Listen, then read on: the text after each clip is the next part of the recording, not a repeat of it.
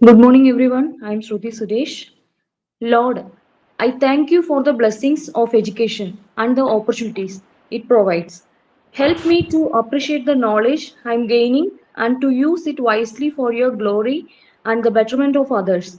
May I always be mindful of your presence and seek your guidance in all my pursuits. Thank you.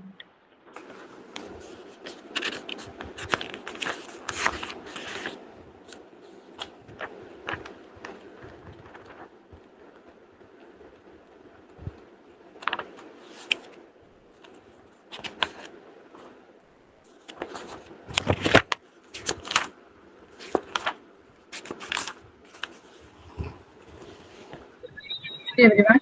Today I'm very happy to see you here together here and also thank you all for joining here today. First of all, I would like to welcome our Jisha ma'am for conducting today's class and also I would like to extend my welcome my dear classmates and thank you all. Have a nice day. Thought of the day. The greatest sign of success for a teacher is to be able to say, the children are now working as if I did not exist. Maria Montessori. ഒരു അധ്യാപകന്റെ ഏറ്റവും വലിയ വിജയം എന്നത് ഞാൻ ഇല്ലാത്തപ്പോഴും കുട്ടികൾ സ്വയം പഠിച്ച് പ്രവർത്തിക്കുന്നു എന്ന് പറയാൻ കഴിയുന്നതാണ്. Thank you.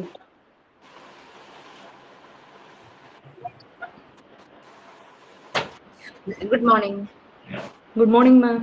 Good morning, ma'am. ma'am. വളരെ കുറച്ച് പാർട്ടിസിപ്പൻസേ ഉള്ളൂ മീൻസ് ട്രെയിനീസ് എല്ലാവരും കുട്ടികളുടെ പരീക്ഷയും ടീച്ചിങ് പ്രാക്ടീസും ഒക്കെ ആയിട്ട് പോയിരിക്കുകയാണോ?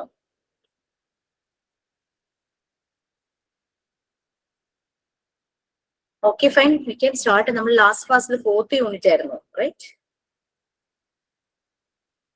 4th യൂണിറ്റ്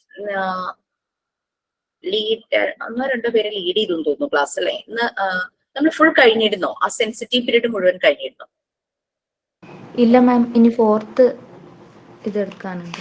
അത് തൊട്ട് സെൻസിറ്റിവിറ്റി കോർഡിനേഷൻ ഓഫ് മൂവ്മെന്റ് തൊട്ട് എടുക്കാനുണ്ട്. Okay okay.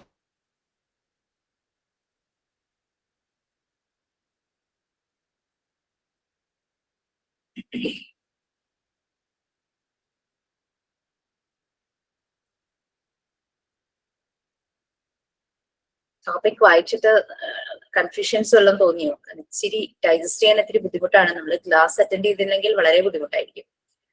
കാരണം അത് മാത്രം വായിച്ചാൽ ബാക്കിയുള്ള ചാപ്റ്റേഴ്സ് ഒക്കെ ചിലപ്പോൾ തന്നെ വായിച്ചാൽ മനസ്സിലാകുന്നതാണ്. പക്ഷെ ഈ ഒരു ചാപ്റ്റർ അതുകൊണ്ട് എനിക്ക് ക്ലാസ്സിലെ എല്ലാവരും അറ്റ്ലീസ്റ്റ് ഉള്ളതും അല്ലെങ്കിൽ റെക്കോർഡ് ക്ലാസ് ഒന്ന് സ്കിപ്പ് ആവാതെ കാണുന്നത് നന്നായിരിക്കും തോന്നുന്നു.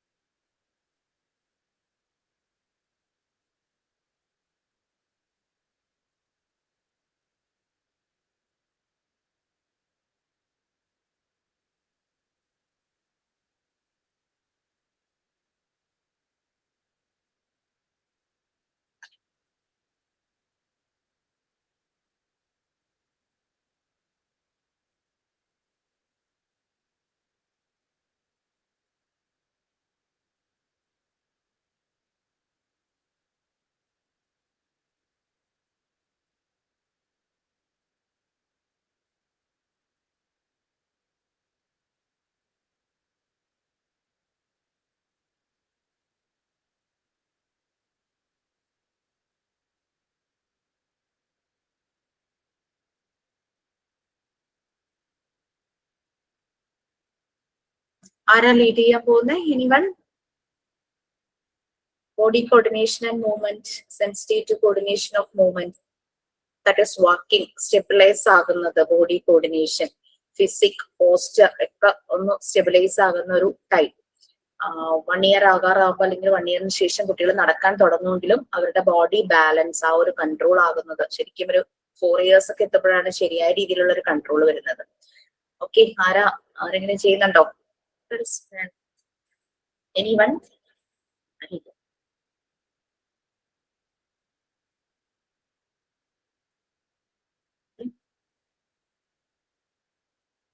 ഫിസിക്കൽ ആൻഡ് മോട്ടോ ഡെവലപ്മെന്റില് എന്തെല്ലാം കാര്യങ്ങളായിരുന്നു അതിലൂടെ കടന്നുപോയത്?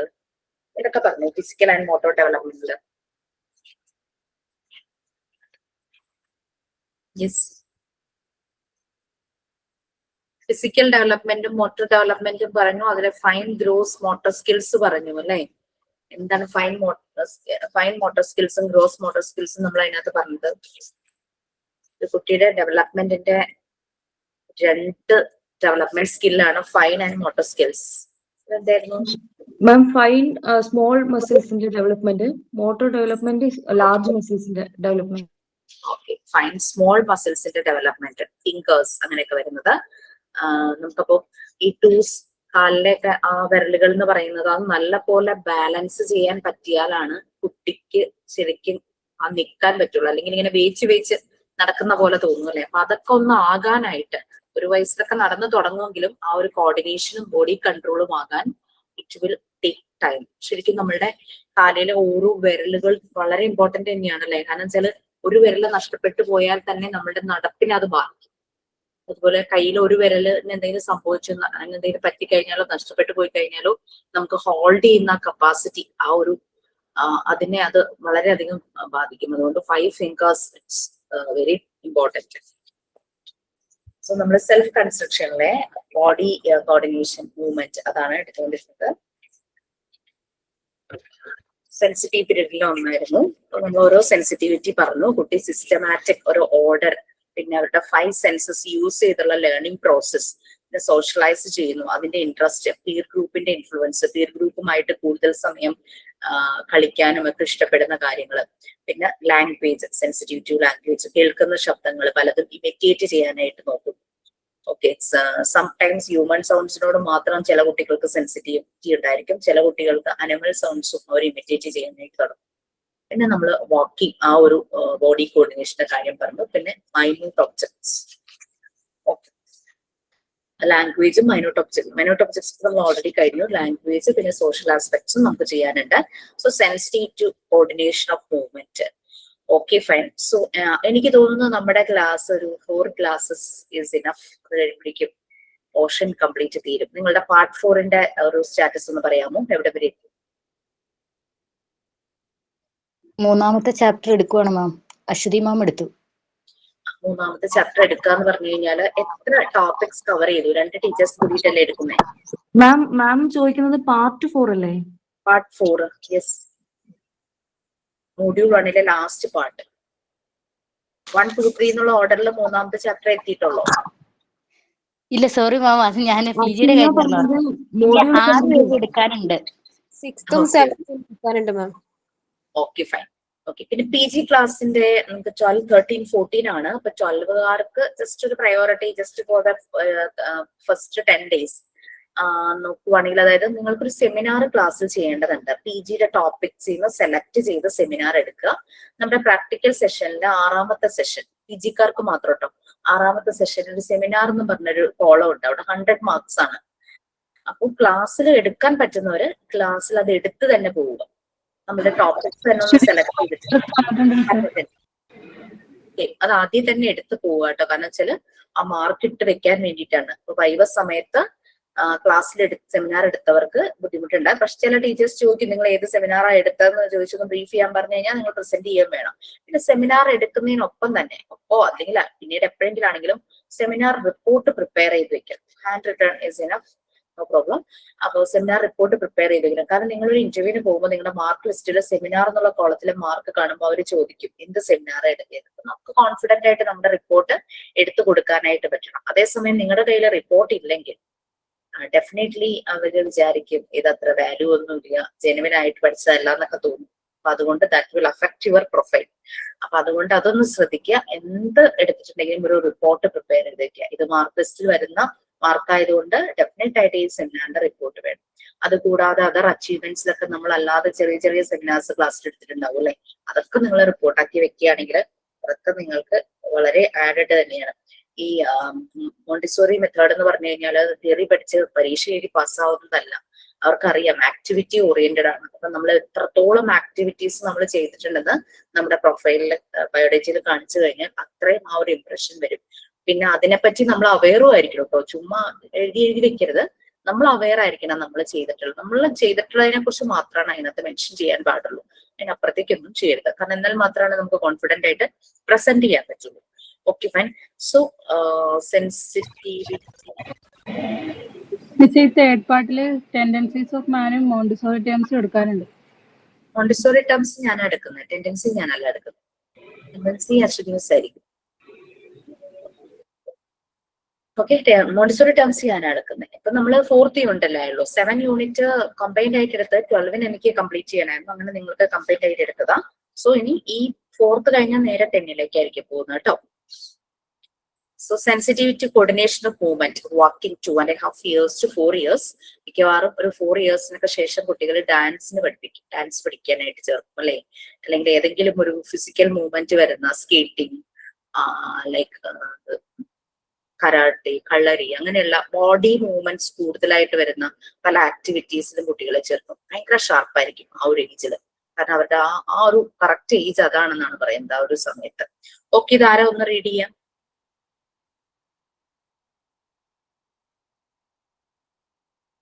ഞാൻ വായിക്കുമോ? Sensitivity to coordination of movement, walking for miles and climbing up and down the staircase has the purpose of advancing his movements. Providing the right environment for this sensitivity is important because children are continuously developing their gross and fine motor skills.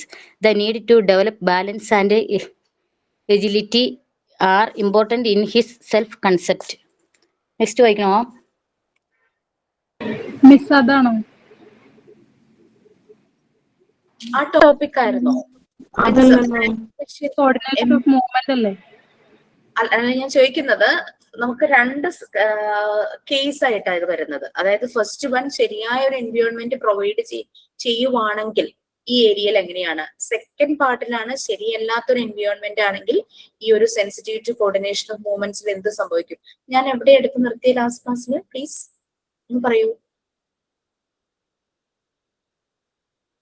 Aseen ഇപ്പൊ വായിച്ചത് മാൽന്യൂട്രീഷ്യസ് ആയിട്ടുള്ള ഒരു എൻവയോൺമെന്റിൽ ജീവിക്കുന്ന ഒരു കുട്ടിക്ക് coordination of മൂവ്മെന്റ്സിൽ വരുന്ന പ്രശ്നങ്ങളാണ് പറഞ്ഞത്. നമ്മൾ മറ്റേത് കംപ്ലീറ്റ് ചെയ്തിരുന്നു. Ma'am page 108 sensitivity to social aspect of life വരെ ബ്രീഫ് ചെയ്തായിരുന്നു. Okay fine. അപ്പൊ ഇപ്പൊ ഏതാ എടുക്കേണ്ടത്? മാൽന്യൂട്രീഷ്യസ് ആയിട്ടുള്ള എൻവയോൺമെന്റിനെ കുറിച്ചാണോ അതോ നമ്മൾ മറ്റേത് കഴിഞ്ഞില്ലായിരുന്നു?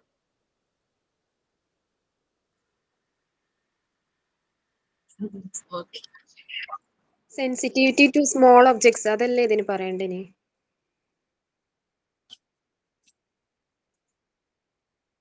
Not sure. I don't know because you people are entering only one class. I am entering too much class. Ma'am, page number 109 third point ആണ് സെൻസിറ്റിവിറ്റി ടു സ്മോൾ ഒബ്ജക്ട്സ് ആണ് എടുക്കേണ്ടത്. അത് ഞാൻ ചോദിക്കുന്നത്, നമുക്ക് 2 കേസ് ആയിട്ട് നമ്മൾ ഇതിനെ പറഞ്ഞിരുന്നു. അതായത് ഫസ്റ്റ് വൺ എന്ന് പറഞ്ഞാൽ പ്രോപ്പർ ആയിട്ടൊരു എൻവയോൺമെന്റ് പ്രൊവൈഡ് ചെയ്താൽ ആ കുട്ടിയുടെ സെൻസിറ്റിവിറ്റി പീരീഡുകൾ ഈ ഓരോ കാര്യത്തിലും എങ്ങനെയാണെന്ന് പറഞ്ഞു. അടുത്തത് ശരിയല്ലാത്തൊരു എൻവയോൺമെന്റിൽ ജീവിക്കുന്ന ഒരു കുട്ടിയാണെങ്കിൽ അതിന്റെ ഈ സെൻസിറ്റീവ് പീരീഡുകൾ എങ്ങനെ ഡാമേജ് ആകും എന്നുള്ളതാണ് നെക്സ്റ്റ്. ഇതിൽ ഏതാണ് എടുക്കേണ്ടത്? ഫസ്റ്റ് കേസ് കഴിഞ്ഞോ ഡാമേജ് ആവുന്നതാണോ നമ്മൾ എടുക്കേണ്ടത്? അതാണ് എന്റെ question.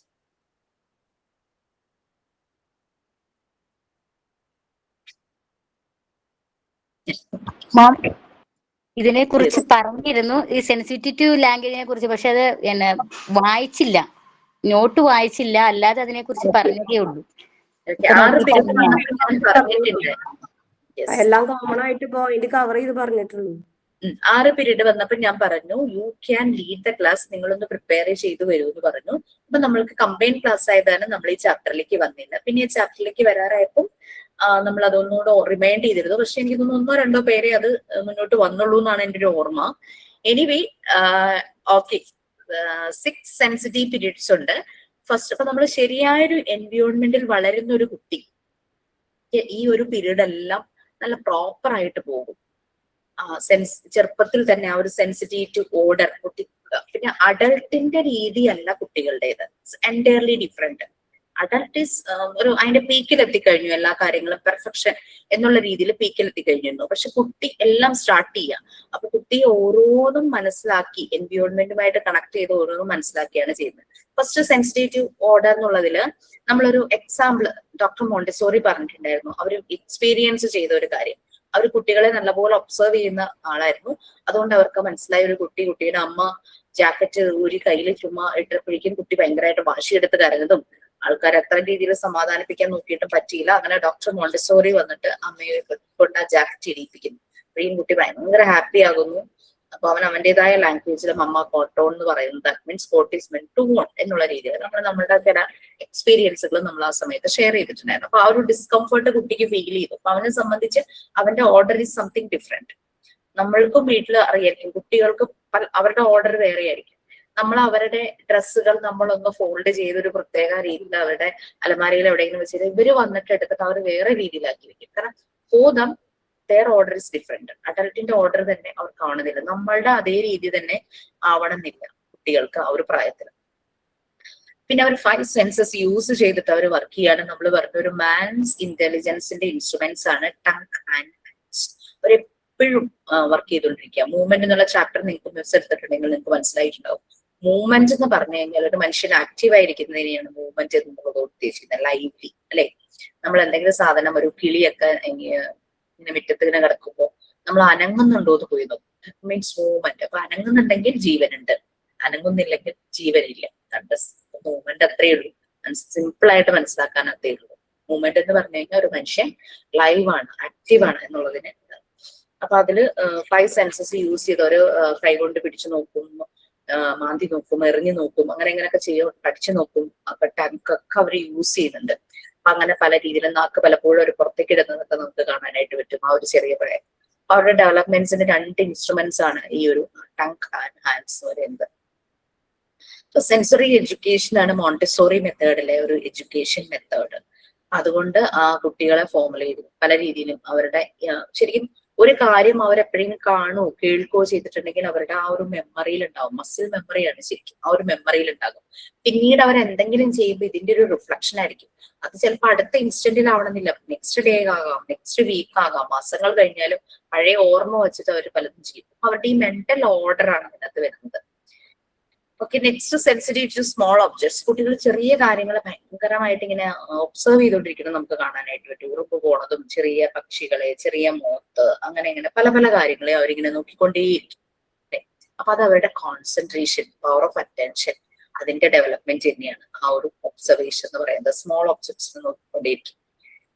Next coordination of movement ആണ്. കോർഡിനേഷൻ ഓഫ് മൂവ്മെന്റ് നമുക്കറിയാം. ഒരു വയസ്സൊക്കെ ചില കുട്ടികൾ, ഒരു വയസ്സ്, എന്റെ മോൻ 8 വയസ്സ് നടക്കാൻ തുടങ്ങി, ഭയങ്കരമായിട്ട് ബാലൻസ് ചെയ്ത് നടന്നിരുന്നു. അതിനുശേഷമാണ് ഇരുന്നത്. ചില കുട്ടികൾ ചിലപ്പോൾ 1 വയസ്സാകുമ്പോ പതുക്കെ പതുക്കെ വേച്ച് നടക്കുകയുള്ളൂ. ചിലർ 1 വയസ്സും കഴിഞ്ഞിട്ടാണ് ശരിക്കും നല്ലപോലെ നടക്കുന്നത്. അപ്പൊ അങ്ങനെയൊക്കെ പല കുട്ടികളിലും നമുക്കത് കാണാം. നമുക്ക് ജനറലൈസ് ചെയ്ത് ഇത്ര പ്രായത്തിൽ തന്നെ നടക്കും എന്ന് പറയാൻ പറ്റില്ല.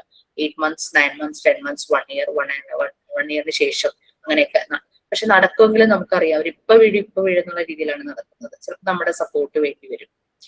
അപ്പോ ഈ നടക്കുന്നതിനൊപ്പം തന്നെ ഇവര് സ്റ്റെപ്സ് കയറുമ്പോൾ പലപ്പോഴും അവരുടെ fine gross motor skills develop ചെയ്യുന്നു. അതുപോലെ തന്നെ ഫൈൻ മോട്ടോർ സ്കിൽസ് ഡെവലപ്പ് ചെയ്യുന്നു.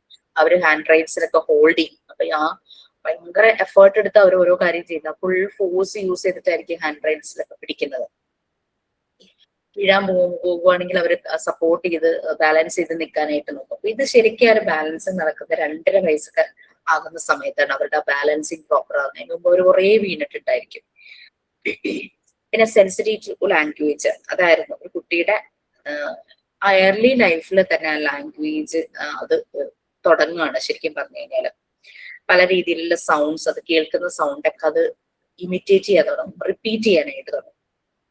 മ്യൂസിക്കൽ മെലഡീസ് കാണും, ചിലപ്പോൾ മൂളുന്നത് കാണാം, ഡോഗ് ബാർക്കിംഗ്, അതിനെയൊക്കെ അത് അക്നോളജ് ചെയ്യും. ചിലപ്പോൾ അതുപോലെ തന്നെ ആക്ട് ചെയ്യാനായിട്ട് നോക്കും. ഈ സൗണ്ട്സ് ചിലപ്പോൾ ഈ സൗണ്ട്സ് ഇമിറ്റേറ്റ് ചെയ്യാതെ ഹ്യൂമൻ സൗണ്ട്സിന് മാത്രം സെൻസിറ്റീവ് ആകാറുണ്ട്. കുറെ കഴിയുമ്പോൾ ഒരു ഹ്യൂമൻ ലാംഗ്വേജിന് മാത്രം സെൻസിറ്റീവ് ആകുന്നു. ചെറിയ പ്രായത്തിൽ കേൾക്കുന്ന ശബ്ദമൊക്കെ അവർ ഇമിറ്റേറ്റ് ചെയ്യും. അപ്പൊ അങ്ങനെ അവരുടെ ആ ഒരു ലാംഗ്വേജ് ഡെവലപ്മെന്റ് നടക്കും. അപ്പൊ ഇത് അബ്സോർബന്റ് മൈൻഡാണ്. കേൾക്കുന്ന മുഴുവനും അവർ അങ്ങനെ അബ്സോർബ് ചെയ്ത് വെക്കുകയാണ്. പിന്നെ സോഷ്യൽ ആസ്പെക്ട്സ് ഓഫ് ലൈഫ്, ഒരു 2.5 years മീൻസ് 3 years ഒക്കെ തുടങ്ങിയൊക്കെ കുട്ടികൾ പുറത്ത് മീൻസ് കൂടുതൽ സമയം സ്കൂളുകളില്, അംഗൻവാടികളില്, പ്രീ സ്കൂളില്, പ്ലേ സ്കൂളിലൊക്കെ ചെലവഴിക്കാനായിട്ട് തുടങ്ങുന്നു. അപ്പൊ അവർ സോഷ്യലൈസ് ചെയ്യാനായിട്ട് തുടങ്ങുന്നു. മറ്റു കുട്ടികൾ വേറൊരു ഗ്രൂപ്പിന്റെ കൂടെ അവരാകുവാണ്. അപ്പൊ ആ ഒരു സോഷ്യൽ ലൈഫ് അവരുടെ സ്റ്റാർട്ട് ചെയ്യണം. മറ്റേത് വീട്ടിൽ തന്നെ അങ്ങനെ വല്ലപ്പോഴും എന്തെങ്കിലും ഒരു ഫംഗ്ഷന് പുറത്ത് പാരന്റ്സിന്റെ കൂടെ പോകുന്നതോ അല്ലെങ്കിൽ പാർക്കിലോ ബീച്ചിലോ ഒക്കെ പോകുന്നതോ ഒക്കെ ആയിരിക്കാം അവരെ സംബന്ധിച്ച് പുറത്തു പോകുന്ന ഒരു കാര്യം ഉണ്ടാവുക. പക്ഷെ ഇതെന്ന് പറഞ്ഞു കഴിഞ്ഞാൽ കൂടുതൽ സമയം കൂടുതൽ ആളുകളുമായിട്ട് സോഷ്യലൈസ് ചെയ്യുന്ന ഒരു ഫേസിലേക്ക് അവർ പോകും. പിന്നെ ചില സമയത്ത് നമുക്ക് കാണാം കുട്ടികളെ ഒറ്റയ്ക്ക് ഇരുന്ന് കളിക്കാനും ഇഷ്ടപ്പെടും, അതുപോലെ തന്നെ ഗ്രൂപ്പിലും അവർ ഭയങ്കര ഹാപ്പി ആയിരിക്കും. ആ ഒരു രീതിയിൽ അവർക്ക് ഫീലിങ്സ് പലതും മനസ്സിലാകുന്നു, അവരുടെ ഇമോഷണൽ ഡെവലപ്മെന്റ് ഒക്കെ നടക്കുന്നുണ്ട് ശരിയായ രീതിയിൽ. അതായത് സന്തോഷവും പിന്നെ ഒരു ഇഷ്ടം അങ്ങനെയുള്ള ഫ്രണ്ട്സുമായിട്ടുള്ള ആ ഒരു, പിന്നെ ടീച്ചറിന്റെ അഫെക്ഷൻ, ലവ്, കൺസേൺ, അങ്ങനത്തെ കാര്യങ്ങളെല്ലാം ഇമോഷൻ വൈസും അവരിൽ ഡെവലപ്മെന്റ് ഉണ്ടാകും. അപ്പൊ അങ്ങനെ ഒരു ഗ്രൂപ്പിന്റെ പാർട്ടാവുന്നു. നെക്സ്റ്റ് നമ്മൾ പറഞ്ഞത് ഈ പറഞ്ഞതൊന്നും നമുക്ക് അങ്ങനെ ഒരു നല്ലൊരു എൻവിയോൺമെന്റ് അല്ല, ഒരു മാൽനറിഷ്മെന്റ് എൻവിയോൺമെന്റ് ആണ്. മാൽനറിഷ്മെന്റ് എൻവിയോൺമെന്റ് ആണ് കുട്ടിക്ക് കൊടുക്കുന്നത്. അതായത് കുട്ടിയെ ഈ രീതിയിലുള്ള താല്പര്യപ്പെടുന്ന ഒരു ക്ലൈമറ്റ് കുട്ടിക്ക് കിട്ടുന്നില്ല. അങ്ങനെ ഒരു എൻവിയോൺമെന്റിലാണ് കുട്ടി വളരുന്നെങ്കിൽ ഈ 6 സെൻസിറ്റീവ് പീരീഡിൽ എന്താണ് സംഭവിക്കുന്നത് എന്നുള്ളതാണ് നെക്സ്റ്റ്. അപ്പൊ ഇതിനെല്ലാം ജസ്റ്റ് ഓപ്പോസിറ്റ് സംഭവിക്കുകയാണ്. ശരിയായ രീതിയിലുള്ള ഒരു ഓർഡർ ഉണ്ടാവുന്നില്ല, അവരുടെ ലേണിംഗ് ശരിയായി പ്രോപ്പറായിട്ട് നടക്കുന്നില്ല, 5 സെൻസസ് യൂസ് ചെയ്തിട്ട് സോഷ്യലൈസ് ചെയ്യാൻ കുട്ടി മടിക്കുന്നു, ലാംഗ്വേജ് ഇല്ല കുട്ടിക്ക്, മൂവ്മെന്റ് ശരിയായിട്ടില്ല, ഒക്കെ വരും. malnourishment of children from the right environment to the 6 sensitive period. അതാണ് നെക്സ്റ്റ് വരുന്നത്. ഇതെടുത്ത് തുടങ്ങി എന്നാണോ നിങ്ങൾ പറഞ്ഞത്? ജസ്റ്റ് വായിക്കൂ, ഫസ്റ്റ് വേണമെന്ന് വായിക്കുമായിരിക്കും. Sensitivity to order. If the sensitivity to order is lacking, the child may not be able to turn himself and create a mental picture of the world. Hence, he will feel very anxious and have no confidence in himself. Next one, sensitivity to learning through their 5 senses. If the child is dispossessed of the right environment during this period, example, the child is not allowed to explore with material, it will inhibit the child from learning. Furthermore, the child may become more disaffected. This may be due to poor development of will, as he has little or no opportunity to work with materials in his environment. This in turn will lead to poor concentration. It would be difficult for the child to make comparison and judgment because the sensory exploration and exercise are meant to refine these powers of the child. മതിയോ? First one നമ്മൾ ഓർഡറിന്റെ കാര്യമാണ് പറഞ്ഞത്.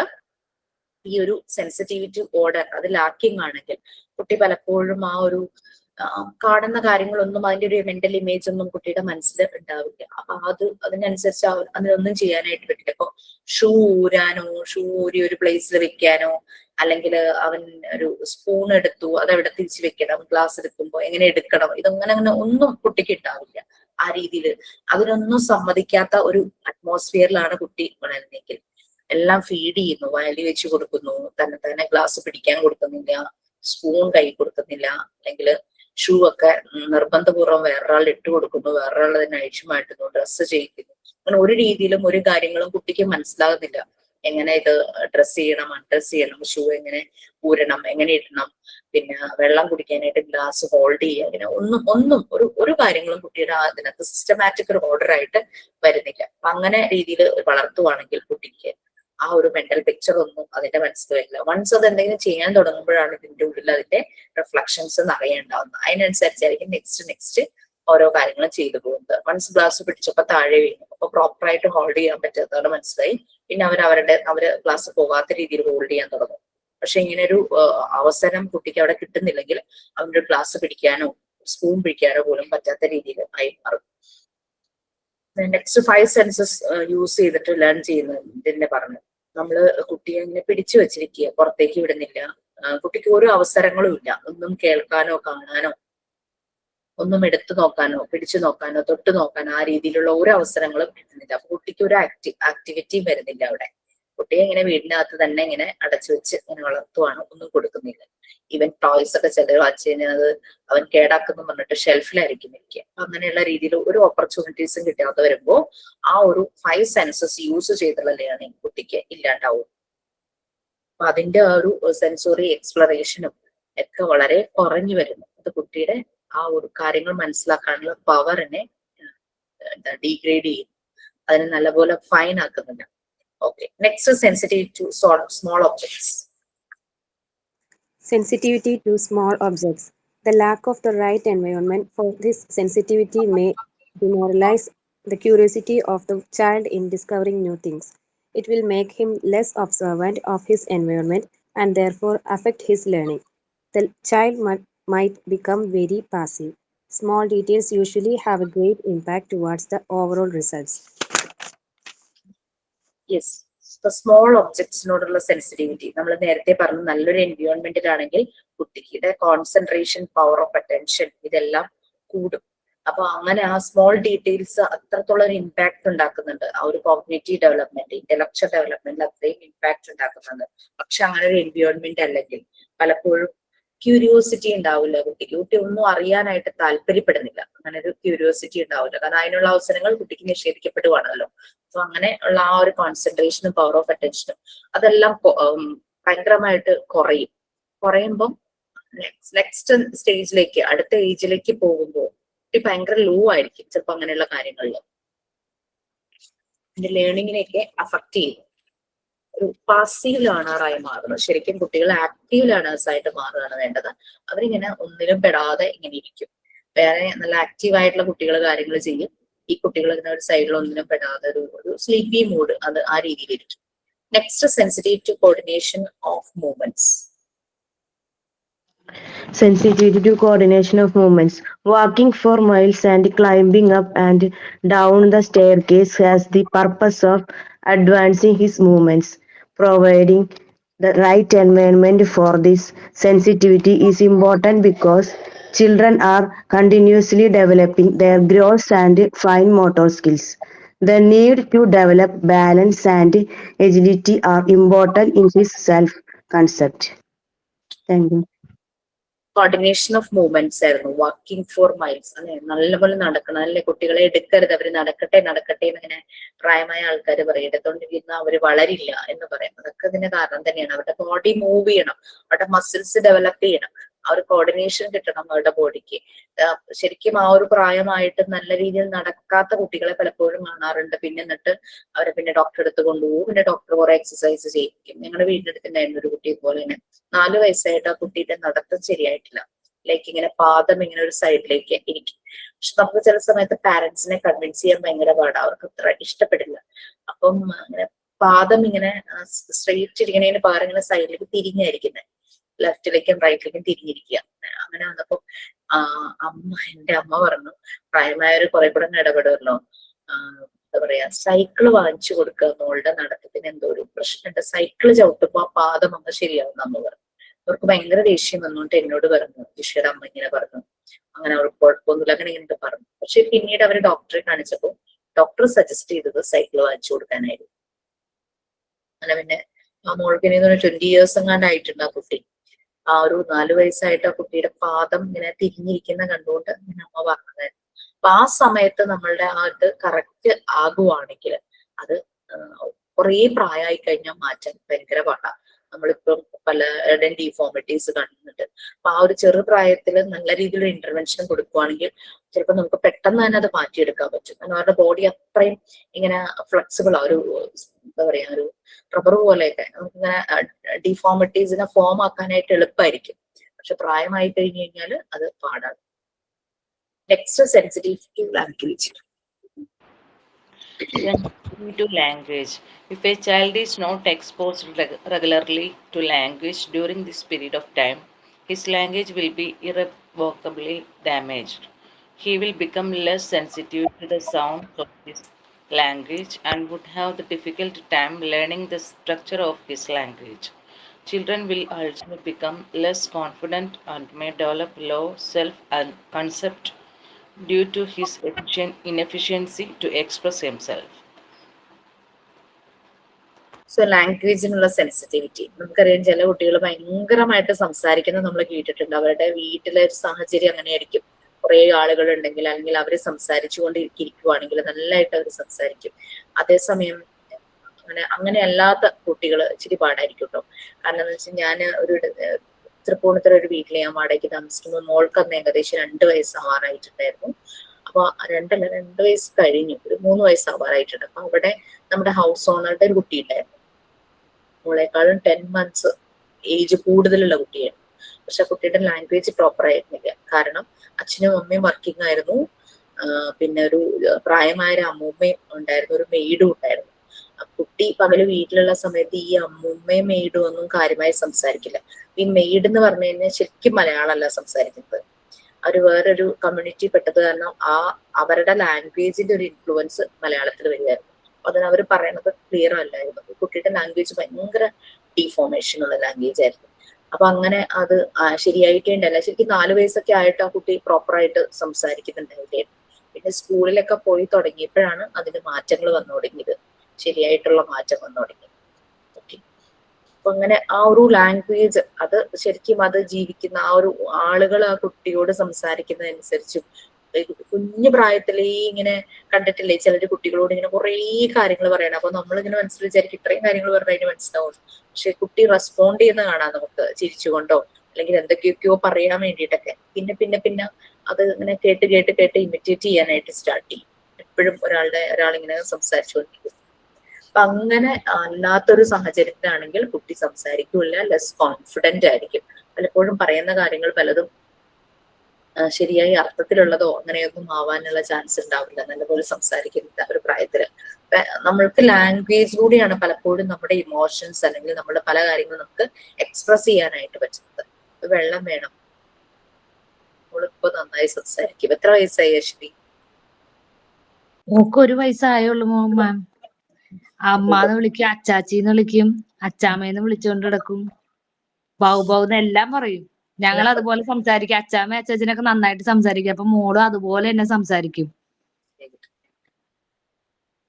അവർക്ക് express ചെയ്യാൻ പറ്റും. വെള്ളം വേണം. ഈവൻ ടോയ്ലറ്റ് കൺട്രോൾ, നല്ല ലാംഗ്വേജ് ആയി കഴിഞ്ഞാൽ ടോയ്ലറ്റ് കൺട്രോൾ പെട്ടെന്ന് നമുക്ക് കുട്ടികളുടെ ചെയ്യാനായിട്ട് പറ്റും. അവർക്ക് അവരുടെ ലാംഗ്വേജോ അല്ലെങ്കിൽ അവർ എക്സ്പ്രസ് ചെയ്യുകയോ ചെയ്യും. അവർക്ക് യൂറിനേറ്റ് ചെയ്യണമെങ്കിലും അങ്ങനെയുള്ള കാര്യങ്ങളുടെ എല്ലാം അവരുടെ നീഡ്സ് എല്ലാം അവർക്ക് എക്സ്പ്രസ് ചെയ്യാൻ പറ്റുമല്ലേ ലാംഗ്വേജ് ഉണ്ടെങ്കിൽ. മിസ് ഒരു ന്യൂസ് കണ്ടിട്ടുണ്ടോ? ഒരു 2 അറബി പെൺകുട്ടികൾ, അപ്പൊ അവരുടെ വീട്ടിലെ മെയ്ഡ് മലയാളിയായിരുന്നു. അവര് ഇപ്പൊ ഒരു വലുതായി, അവര് നന്നായിട്ട് നമ്മൾ മലയാളികൾ എങ്ങനെയാണോ സംസാരിക്കുന്നത് അതുപോലെ ഒരു മലയാളം പറയും. ഈ മെയ്ഡിൽ നിന്നാണ് അവർ മലയാളം പഠിച്ചത്. ശരിക്കും ഒരു വ്യത്യാസം പോലും. ശരിക്കും വേറെ ലാംഗ്വേജുകാർ മലയാളം പറയുമ്പോൾ നമുക്ക് മനസ്സിലാവുമല്ലോ, പക്ഷെ നമുക്ക് മനസ്സിലാവേ ഇല്ല. ഒരു മലയാളി അല്ല എന്ന് പറഞ്ഞാൽ ആരും വിശ്വസിക്കില്ല. ഒരു മെയ്ഡ് മലയാളി ആയതുകൊണ്ട് അങ്ങനെ അവർ പഠിച്ചെടുത്തതാണ് മലയാളം. ധോണിയുടെ കുട്ടിയെ വളർത്തിയത് ഒരു മലയാളിയല്ലായിരുന്നു? കെയർടേക്കർ ഒരു മലയാളിയായിരുന്നു, നാനിയായിട്ട് വന്നത്. എന്നിട്ട് ആ കുട്ടി മലയാളത്തിൽ പാട്ടൊക്കെ പാടുമായിരുന്നു, ധോണിയുടെ മോള്. അതൊക്കെ ന്യൂസിൽ ഞാൻ കേട്ടിട്ടുണ്ട്. ഇങ്ങനെ ആദ്യം കേൾക്കുക റബി കുട്ടികൾ ഇങ്ങനെ മലയാളം പറയാം. Next, sensitivity to the social aspects of life. ഇത്രയും പറയുമ്പോൾ തന്നെ നമുക്കറിയാം നല്ലൊരു എൻവയോൺമെന്റ് അല്ലെങ്കിൽ കുട്ടി സോഷ്യലൈസ് ചെയ്യില്ല. വീട്ടിൽ ആരെങ്കിലും വരുമ്പോ മറഞ്ഞു നിൽക്കും, അതിനൊരു പേടിയായിരിക്കും ആൾക്കാരുടെ മുന്നിലേക്ക് വരാൻ, ഫേസ് ചെയ്യാൻ. ഇതിന്റെ എല്ലാം റിഫ്ലക്ഷൻസ് ആണ് നമ്മളുടെ അടുത്തടുത്ത ഏജിലേക്ക് വരുമ്പോൾ പറ്റുന്നത്. അങ്ങനെയുള്ള ഒരു ചുറ്റുപാടിൽ വളർന്നു വന്ന ഒരു കുട്ടിക്ക് ഭയങ്കര കോൺഫിഡൻസ് കുറവായിരിക്കും, ലാക്ക് ഓഫ് അറ്റൻഷൻ ആയിരിക്കും. ആ കുട്ടിക്ക് പല കാര്യങ്ങളും എക്സ്പ്രസ് ചെയ്യാൻ പറ്റാതെ വരും. കുട്ടി നല്ല ഫിസിക്കൽ മൂവ്മെന്റ്സ് ഒക്കെ നല്ല രീതിയിൽ ഡെവലപ്പ് ആയാലാണ് നല്ല കോൺഫിഡന്റ് ആയിട്ട് നടക്കാനായിട്ട് പറ്റുള്ളൂ. ഫിസിക്കൽ ഇഷ്യൂ ഉണ്ടാവുമായിരിക്കും, ഒരിഞ്ഞിങ്ങനെ നടക്കും, ആരെയും നോക്കില്ല, ഒരു പേടി പോലെ, ഒരു ആൻസൈറ്റി ഇഷ്യൂസ് ഒക്കെ ഉണ്ടാവും. അപ്പൊ അത് നമ്മൾ കഴിഞ്ഞു. ഇപ്പൊ സെൻസിറ്റിവിറ്റി പീരീഡിനെ കുറിച്ചായിരുന്നു നമ്മൾ പറഞ്ഞത്. ഇത് 2 കേസസ് നമ്മൾ പറഞ്ഞു. നല്ലൊരു നറിഷ്ഡ് ആയിട്ടുള്ള എൻവയോൺമെന്റിൽ വളരുന്ന ഒരു കുട്ടി, മാൽനറിഷ്ഡ് ആയിട്ടുള്ള എൻവയോൺമെന്റിൽ വരുന്ന ഒരു കുട്ടിയിലും ഉണ്ടാകുന്ന ഈ സെൻസിറ്റിവിറ്റി പീരീഡുകളെ കുറിച്ചായിരുന്നു നമ്മൾ പറഞ്ഞത്. Next, absorbent mind. ഈ പറഞ്ഞ സെൻസിറ്റീവ് പീരീഡും അബ്സോർബൻ മൈൻഡും ഒരു കുട്ടിയുടെ ഇന്റേണൽ എയ്ഡ്സ് ആണ്, ഇന്റേണൽ ടൂൾസ് ആണ്. ആ കുട്ടിയുടെ ഡെവലപ്മെന്റിനെ ഹെൽപ്പ് ചെയ്യുന്ന 2 ടൂളുകളായിരുന്നു. അത് നമ്മൾ ലോ ഓഫ് നാച്ചുറൽ ഡെവലപ്മെന്റിൽ പറഞ്ഞു. അവരുടെ ഉള്ളിൽ തന്നെയുള്ള 2 ടൂളുകളാണ് ഈ അബ്സോർബൻ മൈൻഡും സെൻസിറ്റീവ് പീരീഡും. അപ്പൊ അതിന് പ്രോപ്പർ ആയിട്ട് ഒരു എൻവയോൺമെന്റും ഫ്രീഡവും അവർക്ക് കൊടുത്തു കഴിഞ്ഞു കഴിഞ്ഞാൽ ഈ 2 ടൂൾസ് യൂസ് ചെയ്ത് അവർ ഡെവലപ്പ് ചെയ്യാനായിട്ട് ചെയ്യും. നെക്സ്റ്റ്, അബ്സോർബൻ മൈൻഡ് ആണ്. അതിനെ 2ആയിട്ട് ഡിവൈഡ് ചെയ്തിട്ടുണ്ട്. ബർത്ത് തുടങ്ങി 3 years വരെ അൺകോൺഷ്യസ് മൈൻഡും ആഫ്റ്റർ 3 years അത് കോൺഷ്യസ് മൈൻഡ് എന്നുള്ള രീതിയിൽ. കാരണം ബർത്ത് തുടങ്ങി 3 years വരെയുള്ള ചെറിയ പ്രായത്തിലെ പല കാര്യങ്ങളൊന്നും നമുക്ക് ഓർമ്മയുണ്ടാവില്ല. പക്ഷെ 3 വയസ്സിന് ശേഷമുള്ളത് പലതും ഇപ്പോഴും നമ്മളുടെ ഓർമ്മയിൽ ഉണ്ടാവും. അല്ലെ? നമ്മൾ ചെറിയ ക്ലാസ്സിൽ പഠിപ്പിച്ച ടീച്ചർ, അന്ന് നമ്മൾ പോയത്, നമ്മുടെ ഡ്രസ്സ്, അങ്ങനെ കുറെ അന്നത്തെ ഫ്രണ്ട്സ്, അങ്ങനെ കുറെ കാര്യങ്ങളെല്ലാം നമുക്ക് പോയ വഴികളും ഒക്കെ ചിലപ്പോൾ ഓർമ്മയുണ്ടാവും. അന്ന് സംഭവിച്ചതും ഫ്രണ്ട്സുമായിട്ട് കളിച്ചതും വീട്ടില് എല്ലാവരുമായിട്ട് ഉള്ള പല കാര്യങ്ങളും ഒക്കെ ഓർമ്മയുണ്ടാവും. ഓക്കെ, ഫസ്റ്റ് ഒരു ഇൻട്രൊഡക്ഷൻ പാരഗ്രാഫാണ് അബ്സോർബന്റ് മൈൻഡ്. പിന്നെ രണ്ടും അൺകോൺഷ്യസ് മൈൻഡും കോൺഷ്യസ് മൈൻഡും കൂടെ ഡിവൈഡ് ചെയ്ത് പറയുന്നുണ്ട്. സോ ആ ഇൻട്രൊഡക്ഷനും അൺകോൺഷ്യസ് മൈൻഡും കൂടെ ആരെങ്കിലും ഒന്ന് റീഡ് ചെയ്യാം? ഞാൻ വായിക്കാം. Absorbent mind. Montessori opined that from the birth itself, the child has a mind that is highly absorbing, which means that every experience he goes through will be deposited in the mind of the child with or without his knowledge. The absorbent mind explains the process by which the child gains knowledge from his process or action. The absorption appears in two stages, an unconscious stage and a conscious stage. So the absorbent can be split into an unconscious mind 0 to 3 year and conscious mind 3 to 6 year. Unconscious mind 0 to 3 year. When the child is 0 to 3 year old, the child has an unconscious mind. His mind is not formed yet. He learned differently from adults. The adult has knowledge of his environment on which to frame, whereas the child has to start from nothing. It is the absorbent mind that allows us to absorb impressions from the environment unconsciously. He absorbs everything unconsciously, and these facts are served as impressions in his mind. Through this process, the child assimilates the knowledge impressions into the psychic life. It is important to understand that impressions do not merely enter his mind, they form it, and they incarnate themselves in him. The knowledge and child absorbs unconsciously prepares the child's mind, and in it, it will be used to be high cognizant mind. The tiny child's absorbent mind finds all its nutrients in its surroundings, especially at the beginning of life. We must therefore make the environment and as interested and attractive as we can. Be absorbing when he find in the world as a whole, then analyze it. The child creates his own mental muscles using what he finds in the world about him. The unconscious mind is complete by a conscious process which slowly awakens and takes from the unconscious what I can offer. The child constructs his mind in his way. Slowly he establishes memory, the power to understand, the capacity to reason. By the age of 3, the unconscious preparation necessary for later development and activity is established. The child now embarks on a new mission, the development of his mental functions. Before 3, the functions are being created. After 3, they develop.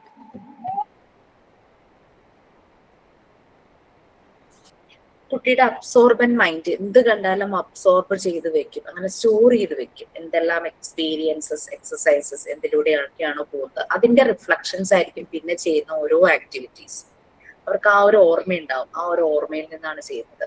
അപ്പൊ ആ ഒരു memorisation അത് തന്നെയാണ് കുട്ടികൾ പഠനത്തിലും അവർക്ക് വരുന്നതല്ലേ. അവർ പഠിക്കുന്ന പ്രായമാകുമ്പോൾ അവർക്ക് അറിയാം ഇതിങ്ങനെ ചെയ്യണം, അതെങ്ങനെ ചെയ്യണം.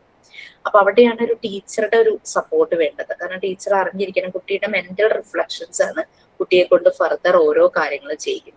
അപ്പൊ അങ്ങനെ മൈൻഡിലേക്ക് അത് കൂടുതൽ അബ്സോർബ് ചെയ്യാനായിട്ട് നമ്മൾക്ക് ഏതൊക്കെ രീതിയിൽ അവർക്ക് പ്രൊവൈഡ് ചെയ്യാം എന്നുള്ളത്.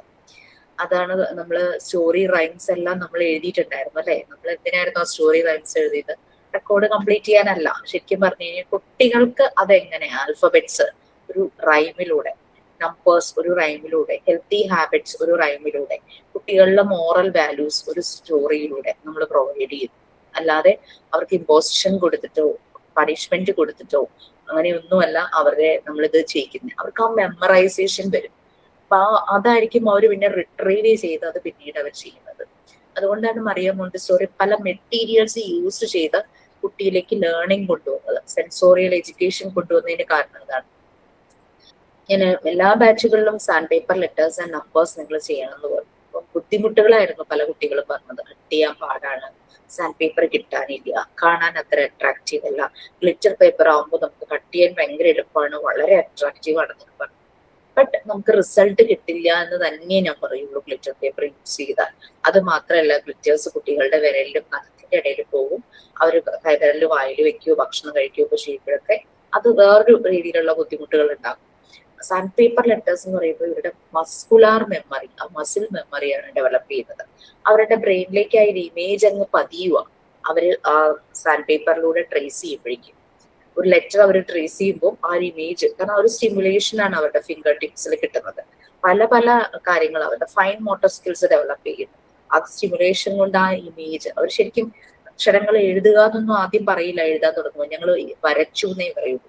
എ വരച്ചു, ബി വരച്ചു എന്നൊക്കെയാ പറയുന്നത്. ആ എഴുത്ത് എന്നുള്ളതിലേക്ക് അവര് എത്തുന്നതിന് മുമ്പ് ഡ്രോയിങ് എന്നുള്ള ഒരു കൺസെപ്റ്റ് ആണ് കുട്ടികളുടെ മനസ്സിലുള്ളത്. അപ്പൊ അതുകൊണ്ടാണ് ഞാൻ എല്ലാവരോടും നിങ്ങൾ sand paper letters and numbers ചെയ്യൂ. ശരിയാണ്, കട്ട് ചെയ്യാൻ ബുദ്ധിമുട്ടാണ് ഒക്കെയാണ്. പക്ഷെ നമ്മളൊന്ന് പ്രാക്ടീസ് ചെയ്ത് വരുമ്പോഴേക്കും ആയി കട്ട് ചെയ്ത് എത്രയോ പേര് കാണിച്ചു എന്നറിയും. പിന്നെ അത് മാത്രമല്ല, ടീച്ചിങ് പ്രാക്ടീസിന് പോകുമ്പോൾ അത് കൊണ്ടുപോകണം എന്ന് ഞാൻ എല്ലാ ബാച്ചിലും പറഞ്ഞിരുന്നു. അപ്പൊ ടീച്ചിങ് പ്രാക്ടീസിന് കൊണ്ടുപോയപ്പോ ഭയങ്കര റിസൾട്ട് ആയിരുന്നു. തഴയപ്പെട്ട കുട്ടികൾ ഉണ്ടായിരുന്നു ക്ലാസ് റൂമിൽ. അതായത് അവനെ എഴുതില്ല, അത് പറഞ്ഞില്ല, മാൽനറിഷ്ഡ് എൻവയോൺമെന്റിൽ നിന്ന് വന്ന കുട്ടിയായിരിക്കും. കുട്ടിക്ക് വീട്ടിലും നല്ലൊരു എൻവയോൺമെന്റ് ഇല്ല, സ്കൂളിലും വരുമ്പോഴും ടീച്ചർമാർ ഒഴിവാക്കി നിർത്തിയ, കാരണം അവൻ എഴുതില്ല എന്നും പറഞ്ഞിട്ടൊരു മൂലയിൽ ഇങ്ങനെ ഒന്നും ചെയ്യാതെ ഇരിക്കുന്ന ഒരു പാസീവായിട്ടിരിക്കുന്ന ഒരു കുട്ടിയെ കാണാനായിട്ട് പറ്റും. അങ്ങനെയുള്ള എത്രയോ കുട്ടികൾ സാൻഡ് പേപ്പർ യൂസ് ചെയ്തിട്ട് അവിടുത്തെ ടീച്ചർമാർ ഭയങ്കര അത്ഭുതത്തോടെ വന്ന് ചോദിച്ചു, അവൻ എഴുതിയോ? കാരണം അവര് മാസങ്ങളോളം ചെയ്യാൻ പറ്റാത്തത് 2 ദിവസം കൊണ്ടാണ് കുട്ടി എഴുതുന്നത്. അപ്പൊ അങ്ങനെ ചെയ്ത് ആ sand paper letters and numbers വാങ്ങിച്ച് കയ്യിൽ വെച്ചു. വൈവയ്ക്ക് എന്നിട്ട് പേടിച്ചിട്ട് വരിക, മിസ് ആ സ്കൂളുകാരത് വാങ്ങിച്ചു, എന്റെ കയ്യിൽ അതില്ല. എനിക്ക് ഭയങ്കര സന്തോഷമായി. അതാണ് ഏറ്റവും നല്ലത്. നമ്മുടെ കയ്യിൽ വെക്കുന്നതിനേക്കാളും അത് യൂസ്ഫുൾ ആയിട്ട് ഒരിടത്ത് കൊടുത്താൽ അത് അത്രയും നല്ലത്. നിങ്ങളുടെ കയ്യിൽ കാണുന്നത് എനിക്ക് യാതൊരു നിർബന്ധം ഉണ്ടായിരുന്നില്ല. പിന്നെ എപ്പോഴെങ്കിലും ഉണ്ടാക്കി വെക്കൂ, കാരണം പിന്നെയും വർക്ക് ചെയ്യാൻ പോവുകയാണെങ്കിൽ നമ്മൾക്കത് ഒത്തിരി നല്ലതായിരിക്കും. പിന്നെ ഏതോ ഒരു സ്കൂളിലെ പ്രിൻസിപ്പളിന് ഈ മെത്തേഡ് ഭയങ്കര ഇഷ്ടമായി. അവർക്ക് ഇതിനെപ്പറ്റി ഒന്നും അറിയില്ലായിരുന്നു. ടീച്ചിങ് പ്രാക്ടീസിന് നമ്മുടെ ഒരു ട്രെയിനിങ് ചെന്നപ്പോഴാണ് ഈ ഒരു മെത്തേഡിനെ പറ്റി പറയുമ്പോൾ ടീച്ചർക്ക് ഭയങ്കര ഇംപ്രസ്ഡ് ആയി. അത് അവരുടെ നല്ലൊരു മനസ്സിട്ടോ അങ്ങനെ ആക്സെപ്റ്റ് ചെയ്യാനുള്ളത്. ചിലര് പക്ഷെ അങ്ങനെയല്ല, എനിക്കെല്ലാം അറിയാവുന്നൊരു ഭാവത്തിൽ ഇരിക്കുന്നുണ്ടാവും ചില ഹയർ പൊസിഷനിലുള്ളവര്. അവരെ ആക്സെപ്റ്റ് ചെയ്യില്ല. ഈ ടീച്ചർ എനിക്ക് ഇതെല്ലാം ഒന്ന് ഉണ്ടാക്കി തരാമോ എന്ന് നമ്മുടെ ഈ ട്രെയിനിയോട് ചോദിച്ചു. എനിക്ക് ഒരു സെറ്റ് ഇതെല്ലാം ഒന്ന് ഉണ്ടാക്കി തരാമോ എന്ന് ചോദിച്ചു. അങ്ങനെ എല്ലാം ഉണ്ടാക്കി കൊടുത്തു. നമ്മൾ പറഞ്ഞിരുന്ന മെറ്റീരിയൽസ് എല്ലാം ഉണ്ടാക്കി കൊടുത്തു. അപ്പൊ എന്നോട് ചോദിച്ചു, മാം ഇങ്ങനെ എന്നോട് പറഞ്ഞിട്ടുണ്ട്. ഞാൻ പറഞ്ഞു, നിങ്ങളുടെ ടൈമാണ് ഇൻവെസ്റ്റ് ചെയ്യുന്നത്, പക്ഷെ ഒരു നല്ല കാര്യത്തിനല്ലേ, കുട്ടികൾക്ക് പഠിക്കാൻ വേണ്ടിയിട്ടല്ലേ, അത്രയും ഞങ്ങൾ വിചാരിച്ചുള്ളൂ. പക്ഷെ ആ കുട്ടിക്ക് അവർ പേയ്മെന്റ് കൊടുത്തുണ്ടായിരുന്നു. ഒരേ ജെനുവിൻ ആയിട്ടുള്ള ഒരു പ്രിൻസിപ്പൾ ആയിരുന്നു അവിടെ ഉണ്ടായിരുന്നത്. അപ്പം അങ്ങനെ പറഞ്ഞു, അധികമൊന്നും എനിക്ക് ഫണ്ടൊന്നുമില്ല, പക്ഷെ ഇത് കയ്യിലിരിക്കട്ടെ, എപ്പോഴെങ്കിലും എന്തെങ്കിലും ആവശ്യമുള്ളപ്പോൾ ഞാൻ വിളിക്കുമ്പോൾ വരണേന്ന് ഒരു പ്രിൻസിപ്പള് ട്രെയിനിങ്ങിന് ചെന്ന് നമ്മുടെ ഒരു കുട്ടിയോട് പറഞ്ഞിട്ടുണ്ടായി. അപ്പൊ അത്രയും റെസ്പെക്റ്റ് കിട്ടി എന്നുള്ളത് തന്നെയാണ് അവിടെ. അത്ര നല്ലൊരു സ്പേസ് കിട്ടിയത്. നമുക്ക് അങ്ങനെയൊക്കെ ഒരു ടീച്ചിങ് പ്രാക്ടീസ് ചെയ്യാന്ന് പറഞ്ഞു കഴിഞ്ഞാൽ അത് ഒരു ഭാഗ്യം തന്നെയാണ് കേട്ടോ. ആവശ്യക്കാരുടെ അടുത്തേക്ക് നമ്മൾ എത്തുക എന്നുള്ളത് തന്നെയാണ് ഇത്. മാം എന്റെ അടുത്തും പറഞ്ഞു, ആവശ്യം വരുമ്പോ വിളിക്കുമ്പോ വരില്ലേ എന്ന് ചോദിച്ചു. അത് രജനിയായിരുന്നു അത്. ആരും ഓർമ്മയില്ല. അങ്ങനെ അല്ല, അപ്പൊ എന്റെ അടുത്ത് ഇങ്ങനെ പറഞ്ഞിരുന്നു, എന്തെങ്കിലും ടീച്ചേഴ്സ് എന്തെങ്കിലും ലീവ് വരുമ്പോ വിളിച്ചാൽ വരുമോ എന്ന് ചോദിച്ചു. അപ്പൊ ഞാൻ വരാന്ന് പറഞ്ഞിട്ടുണ്ട്. അങ്ങനെ തീർച്ചയായിട്ടും, കാരണം അവര് നമ്മളെ അത്രയും അവർക്ക് താല്പര്യം ഉള്ളത് കൊണ്ടായിരിക്കുമല്ലോ എന്ന് പറയുന്നത്. അപ്പൊ നമുക്ക് കിട്ടുന്ന ഒരു റിവാർഡ് തന്നെയാണ് അത്, അല്ലെ? ആ ഒരു അംഗീകാരം. അപ്പൊ ആ ഒരു അക്സെപ്റ്റൻസ് നമുക്ക് വന്നത് ഈ മോണ്ടിസോറി മെത്തേഡ് നമ്മൾ അവിടെ അപ്ലൈ ചെയ്തത് കൊണ്ട് തന്നെയാണ്. പിന്നെ പലരും ചോദിക്കുന്ന ഒരു ചോദ്യമാണ്, എത്ര ദിവസം ടീച്ചിങ് പ്രാക്ടീസ് ചെയ്യണം? 10 ദിവസം ചെയ്താൽ മതിയോ? 15 ദിവസം ചെയ്താൽ മതിയോ? 20 ദിവസം ചെയ്താൽ മതിയോ? 1 മാസം ചെയ്യണം? 3 മാസം ചെയ്യണം? നിങ്ങൾ എത്ര ദിവസം ചെയ്യണം എന്നുള്ളത് അത് സെക്കൻഡറി ആണ്. നമ്മൾ എത്ര ദിവസം ചെയ്തപ്പോഴാണ് നമ്മൾ ഫുള്ളി സാറ്റിസ്ഫൈഡ് ആയത്, അത്രയും ദിവസം ചെയ്യാം. അല്ലാതെ ടീച്ചിങ് പ്രാക്ടീസ് കംപ്ലീറ്റ് ആക്കാൻ വേണ്ടി ഓടിപ്പോയി 10 ദിവസം എവിടെയോ ചെയ്തു എന്നല്ല. നമ്മൾ 2 ദിവസമാണോ ചെയ്തത്, നമ്മൾ സാറ്റിസ്ഫൈഡ് ആയോ? പക്ഷെ നമുക്ക് തോന്നുവാണ് എനിക്ക് ഇനിയും ചെയ്യണം, എന്തൊക്കെയോ എനിക്ക് കിട്ടാനുണ്ട്, അല്ലെങ്കിൽ എന്തൊക്കെയോ എനിക്ക് കൊടുക്കാനുണ്ട് അവിടെ എന്ന് തോന്നുവാണെങ്കിൽ പ്ലീസ് കണ്ടിന്യൂ. അവർ അതിനുള്ളൊരു പെർമിഷൻ തരുവാണെങ്കിൽ. ചില സ്കൂളിൽ മാം ഞാൻ 2 weeks ആണ് ചെയ്തത്. പക്ഷെ ടീച്ചർ പറഞ്ഞു ഇനിയും വിളിച്ചു കഴിഞ്ഞാൽ വന്നോളൂ, ഞാൻ വിളിക്കാന്ന് പറഞ്ഞു. എന്നെ വിളിച്ചു, പക്ഷെ എനിക്ക് ആ സമയത്ത് പോകാൻ പറ്റിയില്ല. പിന്നെ ഞാൻ വരാന്ന് പറഞ്ഞു. പിന്നെ പ്രാക്ടിക്കലിന്റെ ചേരുന്നുണ്ടെങ്കിൽ അവിടെ കുട്ടികൾ ഓഫ്ലൈൻ ആയിട്ട് പഠിക്കുന്നവരുണ്ട്, അവരുടെ കൂടെ ചെയ്യാൻ വന്നു എന്ന് പറഞ്ഞു എൻ്റെ അടുത്ത്. അപ്പൊ ഞാൻ വരാന്ന് പറഞ്ഞിട്ടുണ്ട്. പിന്നെ അവിടുത്തെ നിൽക്കണ ആ ചേച്ചി എന്നോട് പറഞ്ഞു, TC വന്നപ്പോ ഒരുപാട് 1 മാസം ആകെ 2 weeks വന്നോളൂ, കുറെ നാളുകൾ നിന്ന പോലെ അവർക്ക് ഫീൽ ചെയ്തു എന്ന് പറഞ്ഞു. അപ്പൊ എനിക്ക് അത് കേട്ടപ്പോ ഭയങ്കര സന്തോഷം തോന്നി. ആ ഒരു ഹാർമോണിയസ് എൻവയോൺമെന്റ് നമ്മളവിടെ ഉണ്ടാക്കി. സൊസൈറ്റി ഓഫ് കൊഹീഷൻ ടീച്ചർ എടുത്തിട്ടുണ്ടാവും അല്ലെ. ആ ഒരു കോപ്പറേഷൻ, ആ ഒരു സഹകരണ മനോഭാവം, അതാണ് ഒരു മോണ്ടെസോറി എൻവയോൺമെന്റിൽ കിട്ടുന്നത്. കുട്ടികൾക്ക് മാത്രമല്ല, ഫെസിലിറ്റേറ്റേഴ്സിനും കിട്ടുന്ന ഒന്നാണ് സഹകരണ മനോഭാവം. അതാണ് ഞാൻ മാത്രം വളരണം, ആ ഒരു ചിന്തയൊന്നും നമ്മളുടെ ഉണ്ടാവേയില്ല. നമുക്ക് നമ്മുടെ ചുറ്റുമുള്ളവരെ വളർത്തുക എന്നുള്ള രീതിയിൽ തന്നെയായിരിക്കും പോകുന്നത്. അങ്ങനെയൊക്കെ നോക്കി നിങ്ങൾ ടീച്ചിങ് പ്രാക്ടീസ് ചെയ്യുന്നത് നല്ല ക്വാളിറ്റിയോട് കൂടെ ചെയ്യുക. ഈവൻ 5 days പറ്റുള്ളൂ. അങ്ങനെ ഇപ്പൊ പലയിടത്തും ആനുവൽ ഡേയുടെയും എക്സാമിന്റെയും ഒക്കെ ആകുമ്പോൾ വർക്കിംഗ് ഡേയ്സ് ചിലപ്പോൾ കുറവായിരിക്കും. എന്നാലും സാരമില്ല, നമുക്ക് കിട്ടിയ അത്രയും ദിവസങ്ങൾ നമുക്ക് നല്ല രീതിയിൽ ചെയ്തു കൊടുക്കാനായിട്ട് പറ്റും. ഓക്കെ, അപ്പൊ ഈ ഒരു അബ്സോർപ്ഷൻ, ആ ഒരു കുട്ടി അബ്സോർബ് ചെയ്യുവാണ്. അപ്പൊ നമ്മൾ പ്രൊവൈഡ് ചെയ്യുന്നതും അവർ അബ്സോർബ് ചെയ്യുകയാണ് അല്ലെ. അതിൽ നമ്മളുടെ ഭാഗത്തുനിന്ന് ഒരു തെറ്റ് വന്നു കഴിഞ്ഞാൽ കുട്ടികളിലെല്ലാം അത് കയറും. മുതിർന്നൊരു കുട്ടിയാണെങ്കിൽ അവർ കറക്റ്റ് ചെയ്യും പെട്ടെന്ന്. പക്ഷെ ചെറിയ കുട്ടികൾ നമ്മൾ പറയുന്നത് തന്നെയായിരിക്കും അവർ മുഴുവനും എടുക്കുന്നത്. അപ്പൊ അതും ഒന്ന് ശ്രദ്ധിക്കണം. നമ്മൾ അൺകോൺഷ്യസ് മൈൻഡ്, കോൺഷ്യസ് മൈൻഡ് രണ്ടായിട്ട് ഡിവൈഡ് ചെയ്തു എന്ന് പറഞ്ഞു. 0 to 3 years 3 to 6 years. Unconscious mind നമുക്ക് ഈ ഒരു സമയം എല്ലാം തന്നെ അബ്സോർബ് ചെയ്യുന്നുണ്ട്, പക്ഷെ നമുക്കത് ഓർമ്മയുണ്ടാവില്ല. പക്ഷെ അത് ഡിഫറെന്റ്ലി ഫ്രം അഡൽട്സ്. അപ്പൊ 3 years ശേഷം അബ്സോർപ്ഷൻ തന്നെയാണ് നടക്കുന്നത്. പക്ഷെ കൂടുതൽ കുട്ടി റിയാലിറ്റിയെ തിരിച്ചറിയുന്നത് ആ ഒരു സമയത്താണ്. ഏതാണ് ശരിയായിട്ടുള്ളത്, ഫാക്ട്, അത് തിരിച്ചറിയും, കൂടുതൽ മനസ്സിലാക്കാനായിട്ട് തുടങ്ങും കോൺഷ്യസ് മൈൻഡ് ആയി കഴിയുമ്പോൾ. അൺകോൺഷ്യസ് മൈൻഡിൽ കുട്ടിക്ക് ചുറ്റും കാണുന്നതെല്ലാം അബ്സോർബ് ചെയ്യുന്നു. നമ്മൾ അമ്പിളിമാവനെ പിടിച്ചു തരാമെന്ന് പറഞ്ഞാൽ അത് കിട്ടുമെന്നുള്ളൊരു പ്രതീക്ഷയില്ല, അവരുടെ പുള്ളി അബ്സോർബ് ചെയ്യും. പക്ഷെ ആഫ്റ്റർ 3 years അവർക്കറിയാം അതങ്ങനെ പിടിക്കാൻ പറ്റുന്ന ഒന്നല്ല എന്നുള്ളതാണ്. ഇവിടെ നിന്നൊരു മരം നട്ട് കഴിഞ്ഞ് കഴിഞ്ഞാൽ അതിൽ കയറി നമുക്ക് അതിന്റെ മുകളിൽ പോകാൻ പറ്റും. കുട്ടി ഭയങ്കര പ്രതീക്ഷയിലായിരിക്കും ഈ ഒരു അൺകോൺഷ്യസ് മൈൻഡ് സമയത്ത് 0 to 3 years. അപ്പൊ അങ്ങനെ കുറെ എല്ലാം അവർ അബ്സോർബ് ചെയ്യും. 3 years കഴിയുമ്പോൾ അവര് അബ്സോർബ് ചെയ്യുന്നുണ്ട്, but they know which one is real, എന്താണ് ശരി എന്നുള്ളത്.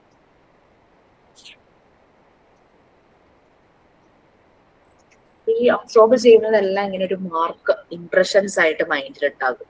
അങ്ങനെ കിട്ടുന്നത് അപ്പൊ നമ്മൾ അങ്ങനെയാണല്ലോ, എന്തെങ്കിലും കാര്യം ഒന്ന് പഠിക്കുമ്പോൾ നമ്മൾ ആ ഇൻഫർമേഷൻസ് മുഴുവനും നമ്മളിങ്ങനെ കൂട്ടി വെക്കും. എന്നിട്ട് അങ്ങനെ നമ്മൾ അനലൈസ് ചെയ്യും, മനസ്സിലാക്കിയിട്ട് അത് പിന്നെ ഒരു നോളജ് ആയിട്ട് നമുക്ക് മാറും. സെയിം പ്രോസസ് തന്നെയാണ് കുട്ടികളിൽ നടത്തുന്നത്. ഈ കിട്ടുന്ന ഇംപ്രഷൻസ് ആണ് അവരുടെ ഇൻഫർമേഷൻസ്. അവരതിനിങ്ങനെ അനലൈസ് ചെയ്ത് അവരൊരു നോളജ് ആയിട്ട് വെക്കും. അതായിരിക്കും പിന്നെ അവർ ചെയ്യുന്ന ഓരോ ആക്ഷൻസിലും റിഫ്ലക്ഷൻ ആയിട്ട് വരുന്നത്. അതിങ്ങനെ ഫോം ചെയ്ത് അവരെ ഇങ്ങനെ അവരാക്കി എടുക്കുന്നു. അപ്പൊ ഓരോ കുട്ടിയിലും അത് ഓരോ രീതിയിലായിരിക്കും. അങ്ങനെയാണ് നമ്മൾ പിന്നീട് മനസ്സിലാക്കുന്നത് കുട്ടികളിലെ പൊട്ടൻഷ്യൽ എന്താണ്, ഓരോ കുട്ടിയിലും എന്തിലാണ് കൂടുതൽ കഴിവ്.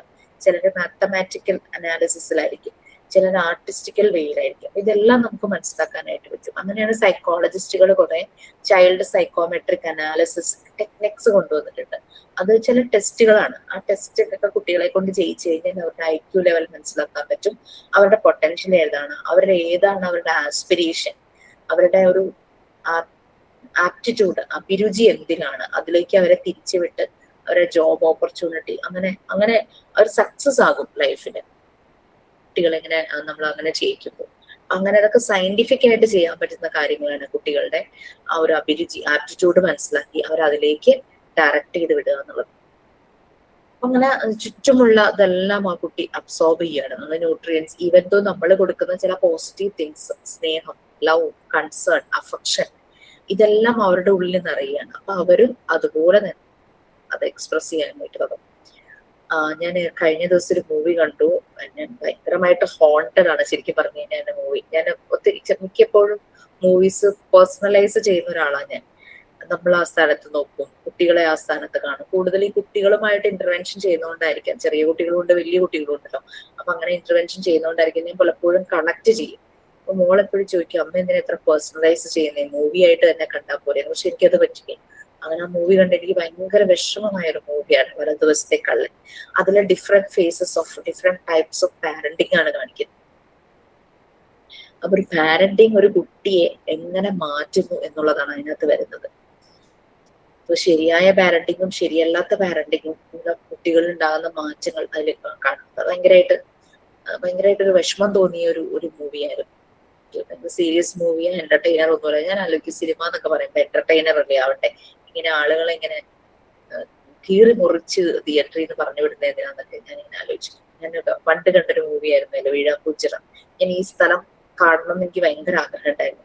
പക്ഷെ മൂവി കണ്ടതിന് ശേഷം എനിക്ക് അങ്ങോട്ട് പോകാൻ ഒട്ടും താല്പര്യം തോന്നുന്നില്ല. സ്ഥലത്തിന്റെ പ്രശ്നമൊന്നല്ലായിരുന്നു, മൂവിയിലെ ഒരു കണ്ടന്റ് എന്നെ ഭയങ്കരമായിട്ട് വേദനിപ്പിച്ചു. ഈവൻ മൂവി കഴിഞ്ഞിട്ട് ഇരുന്ന ചെയറിൽ നിന്ന് എനിക്ക് എണീക്കാൻ പറ്റണ്ടായില്ലായിരുന്നു. എങ്ങനെയോ എണീറ്റ് പുറത്തേക്ക്, വീട് അടുത്തായിരുന്നു അന്ന്, നടന്ന് വീട് വരെ എത്താൻ ഞാൻ വളരെ പ്രയാസപ്പെട്ടു. ഇപ്പോഴും ആ മൂവിയെ കുറിച്ച് ആലോചിക്കുമ്പോൾ എനിക്ക് ഭയങ്കര വിഷമം. അപ്പൊ അങ്ങനെ അത് എനിക്കുണ്ടാകുന്ന ഇമ്പാക്റ്റ് ആണ് കേട്ടോ, ആ ഒരു മൂവി കൊണ്ട് ഉണ്ടാകുന്ന ഒരു ഇമ്പാക്ട്, അത് ഭയങ്കര പ്രശ്നമാണ്. അപ്പൊ അങ്ങനെ കഴിഞ്ഞ ദിവസം കണ്ട മൂവിയിലെ പാരന്റിങ് ആയിരുന്നു തീമായിട്ട് തോന്നിയത്. മേ ബി ഡയറക്ടർ ഒരുപക്ഷെ പാരന്റിങ്ങിനെ ആയിരിക്കില്ല ഫോക്കസ് ചെയ്തത്, അയാൾ അതിനെ ട്വിസ്റ്റ് ആൻഡ് ടേൺ, ഒരു ക്യാറ്റ് ആൻഡ് മൗസ് മൂവിയായിരുന്നു. അപ്പൊ ഒരു കുറെ ട്വിസ്റ്റുകളും ടേണും അങ്ങനെയൊക്കെ ആയിട്ട് നമുക്ക് അങ്ങനെ നമ്മളിങ്ങനെ കൊണ്ടുപോകുന്ന ഒരു മൂവിയായിരുന്നു. പക്ഷെ ഞാൻ അതിനകത്ത് ശ്രദ്ധിച്ചത് പാരന്റിങ് ആയിരുന്നു ശ്രദ്ധിച്ചത്. അപ്പൊ അത് എനിക്ക് ഭയങ്കരമായിട്ട് എന്നെ വേദനിപ്പിച്ചു എന്ന് തന്നെ പറയാം. ഓക്കെ, കാണാൻ ഇഷ്ടമുള്ളവർക്ക് കാണാം, അല്ലെങ്കിൽ എനിക്ക് ഭയങ്കര ബുദ്ധിമുട്ടായി അതിനെ പറ്റി ചിന്തിച്ചു. കൊച്ചുകുട്ടികളുടെ മനസ്സിൽ അവർ പലതും അബ്സോർബ് ചെയ്യുന്നു. ചെറുപ്പത്തിൽ ഉണ്ടാകുന്ന ട്രോമ എത്ര പ്രായമായാലും അവർക്ക് മാറില്ല. അതൊരു പാരന്റിന്റെ ഏത് സിനിമ? വലതുവശത്തെ കള്ളനാണോ? ആ ഉണ്ടോ? പറഞ്ഞാണേ കണ്ടിരുന്നു. ഓക്കെ, എനിക്ക് ഭയങ്കര വിഷമം ഉണ്ടാക്കിയായിരുന്നു ആ മൂവി. ഞാൻ അതിന്റെ ത്രില്ലർ പാട്ടൊന്നും അല്ല നോക്കിയത്, പക്ഷെ അതിനകത്തെ പാരന്റിങ് ആയിരുന്നു എന്നെ ഭയങ്കരമായിട്ട് ഷേക്ക് ചെയ്ത ഒരു തീം. ഓക്കെ, മസിൽ മെമ്മറീസ് ആണ് കുട്ടികളുടെ ഉണ്ടാവുന്നത്. ഈ അബ്സോർബൻ മൈൻഡ്, ഒരു ന്യൂട്രിയൻസ് എല്ലാം ഇത് അബ്സോർബ് ചെയ്യുന്ന പറയാം. നമ്മൾ ഭക്ഷണം കഴിക്കുമ്പോൾ നമ്മുടെ ഭക്ഷണത്തിൽ അടങ്ങിയിരിക്കുന്ന ന്യൂട്രിയൻസ് നമ്മുടെ ബോഡി അബ്സോർബ് ചെയ്യുന്ന പോലെ തന്നെ ചുറ്റുപാട് നടക്കുന്ന പല കാര്യങ്ങളും ഈ കുട്ടിയുടെ മനസ്സ് അബ്സോർബ് ചെയ്യുന്നുണ്ട്. ന്യൂട്രിയൻസ് അബ്സോർബ്, ശരീരം ന്യൂട്രിയൻസ് അബ്സോർബ് ചെയ്യുന്ന പോലെ തന്നെ നമ്മൾ മെന്റൽ ഹെൽത്തിൽ പറഞ്ഞൂലേ, നമുക്ക് നല്ല രീതിയിലുള്ള പോസിറ്റീവ് ആയിട്ടുള്ള ഫാക്ടേഴ്സ് ആണെങ്കിൽ ആ ഒരു ന്യൂട്രിയൻസ് കിട്ടുന്നെങ്കിൽ നമ്മുടെ മെന്റൽ ഹെൽത്ത് നന്നായിട്ടിരിക്കും. അതായത് love, support, empathy, care, affection, concern, പരിഗണന. നമ്മൾ പരിഗണിക്കപ്പെടുന്നു എന്ന് കാണുമ്പോൾ, ഇപ്പൊ നിങ്ങൾ ടീച്ചിങ് പ്രാക്ടീസിന് പോയപ്പോൾ നിങ്ങൾക്ക് കിട്ടിയത് അതായിരുന്നു, കൺസേൺ, പരിഗണനയായിരുന്നു. അപ്പൊ തന്നെ നമ്മൾ ഭയങ്കര ഹാപ്പി ആയില്ലേ. അത് നമ്മളുടെ മെന്റൽ ഹെൽത്തിനെ അത്രയും നന്നാക്കി, മനസ്സത്രയും സന്തോഷമായി. അപ്പം ചുറ്റുപാടും കാണുന്നതിനെ കുട്ടി അബ്സോർബ് ചെയ്യുന്നു, അനലൈസ് ചെയ്യുന്നു, അവന്റേതായ രീതിയിൽ അതിനെ ഇമാജിൻ ചെയ്ത് ഒരു ക്രിയേറ്റ് ചെയ്യുന്നു. അങ്ങനെ ഓരോ കാര്യങ്ങളെ കുറിച്ച് ഒരു മസിൽ മെമ്മറി ഫോം ചെയ്യുവാണ്. ചുമ്മാ അതുകൊണ്ടാണ് കുട്ടികൾ എപ്പോഴും പഠിക്കുമ്പോൾ എക്സ്പീരിയൻസ് ചെയ്ത് പഠിക്കുമ്പോൾ ആ ഒരു മസിൽ മെമ്മറിയാ വരുന്നത്. എക്സ്പീരിയൻസ് ചെയ്ത് പഠിക്കുമ്പോൾ അവർ മറക്കില്ല. അതേസമയം ചുമ്മാ കാണാതെ പഠിക്കുമ്പോഴോ, സബ്ജക്ട് സ്റ്റഡിങ് ആണെങ്കിലോ, പണ്ടൊക്കെ നമ്മൾ ചെയ്തിരുന്ന ഒരു മെത്തേഡ് അതായിരുന്നു. വലിയ ക്ലാസ്സിലേക്ക് വരുമ്പോഴാണ് നമ്മളത് മനസ്സിലാക്കുന്നത് അങ്ങനെയല്ലാന്ന്. പക്ഷെ നമ്മളുടെ പഠന രീതി എക്സ്പീരിയൻഷ്യൽ ലേണിംഗ് ആയിരുന്നെങ്കിൽ നമ്മൾക്ക് അങ്ങനെ വരില്ലായിരുന്നു. നമ്മുടെ സ്കൂളുകളിലേക്ക് പഠന രീതി എന്ന് സബ്ജക്ട് സ്റ്റഡിങ് തന്നെയായിരുന്നു. അപ്പൊ കുട്ടികളെ എക്സ്പീരിയൻഷ്യൽ ലേണിങ്ങിലൂടെ കൊണ്ടുപോകണം. അപ്പോഴാണ് അവരുടെ മെമ്മറി നല്ല ഷാർപ്പാവുകയും അത് അവർ ലൈഫ് ലോങ് അവരിൽ ആ നോളജ് ആയിട്ട് തന്നെ ഇരിക്കും. മറ്റേത് പരീക്ഷ ചെയ്ത് കഴിയുമ്പോഴേ തീരും. അതുപോലെയാണ്. അപ്പൊ കുട്ടി ഇങ്ങനെ മൈൻഡ് ഇതുപോലെ കൺസ്ട്രക്ട് ചെയ്യുന്നു. പിന്നെ പല കാര്യങ്ങളും മനസ്സിലാക്കാനുള്ള പവർ, റീസൺ ചെയ്യാനുള്ളതും എല്ലാം അവരിൽ ഉണ്ടാവുന്നു. ഈ ഒരു അബ്സോർബൻ മൈൻഡ്, അൺകോൺഷ്യസ് മൈൻഡ് ആണെങ്കിൽ തന്നെ. പക്ഷെ ഈ അൺകോൺഷ്യസ് മൈൻഡ് ആയിരുന്ന ആ ഒരു ഏജിൽ നടന്ന പലതുമാണ് നെക്സ്റ്റ് കോൺഷ്യസ് മൈൻഡിലേക്ക് കുട്ടിയെ ഡെവലപ്പ് ചെയ്ത് കൊണ്ടുപോകുന്നത്. നെക്സ്റ്റ് കോൺഷ്യസ് മൈൻഡ് ആണ് 3 to 6. അതാരെങ്കിലും ഒന്ന് വായിക്കാമോ? അത് പുറത്ത് കഴിഞ്ഞാൽ നമ്മുടെ ആ ചാപ്റ്റർ പോകും. ഞാൻ വായിക്കാം. Please. Conscious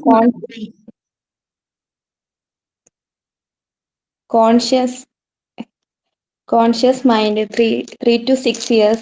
From 3 to 6 years, the child continues to absorb knowledge, and this is also a period itself construction. However, the child is now conscious, he has a memory and has advanced a will. Now he takes in consciously using his and it is by means of work that he becomes conscious and develops himself by means of his hand. He learns writing, reading, fundamental ideas, numbers, and many other things automatically and without fatigue. So we have to understand. ഒരു minute, ബാക്കി ശ്രുതി വായിക്കട്ടെ, കാരണം നിങ്ങൾ രണ്ടുപേരും കൂടെ ഒരുമിച്ച് വന്നോണ്ട് ഇനി നമുക്ക് പോർഷൻസ് ഇല്ല അതിന്, അതുകൊണ്ടാണേ. Okay, Shruti please. Yes, ma'am. So we have to understand that the first period in human development in which character is formed is the most important time. At no other age has the children greater need of an intelligent help, and any barrier that impedes his creative work will lessen the chance he has of achieving perfection. He has a type of mind that goes after the concrete. He has the great power of imagination. The children should be allowed to work at their own pace, completing the cycle of activity, so necessary to their growth and development. Thank you, ma'am. Okay, thank you Dhansika and Shruti. Okay, നമ്മുടെ ആ chapter കഴിയാണ്. അപ്പൊ conscious mind 3 to 6 years, ഈ 3 to 6 yearsലെ development നമ്മൾ already കഴിഞ്ഞു അല്ലെ. Law of natural ഡെവലപ്മെന്റിൽ നമ്മൾ അത് പറഞ്ഞു. ആ ഒരു 3 to 6 years കുട്ടികളിൽ സംഭവിക്കുന്ന പല കാര്യങ്ങളും ഓരോ ഏരിയ ആയിട്ട് കുട്ടിയിൽ ഡെവലപ്പ് ആകുന്നത്.